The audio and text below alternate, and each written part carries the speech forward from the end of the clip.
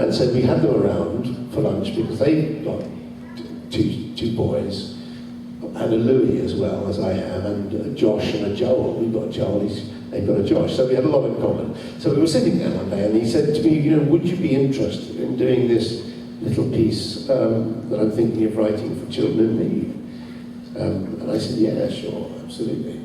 So I was in town at that time, in Spamalot, in the West End. And we had to think, well, Spamalot, yeah,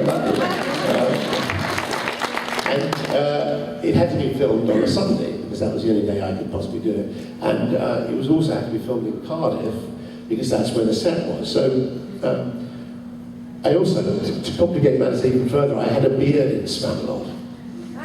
So on one Saturday night, I finished the show, they picked me up in a car, raced me down to Cardiff through the night. I then had to shave my beard off and then turn up at the set the next morning to film this thing. And my only regret about it is that actually that it wasn't a bit longer, because we actually finished very quickly.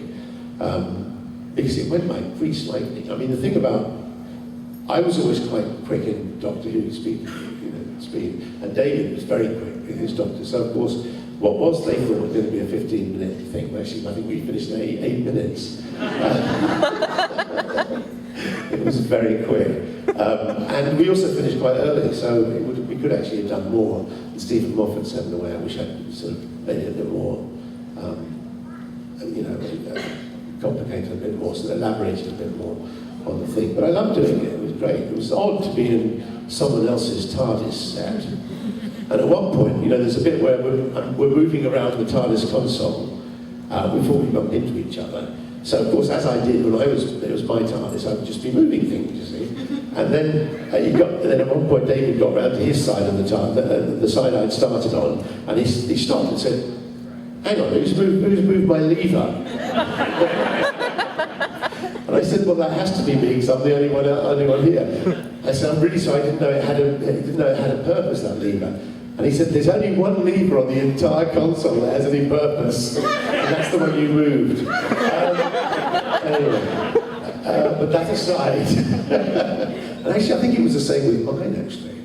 I think the door lever is the only one that has any purpose at all. All the others, you just go around and you press and move things and wiggle things, and then you leave the sound department to put little beep, boop, bap, boop, boop, boop, on afterwards. You know, but you're just pressing every button you can.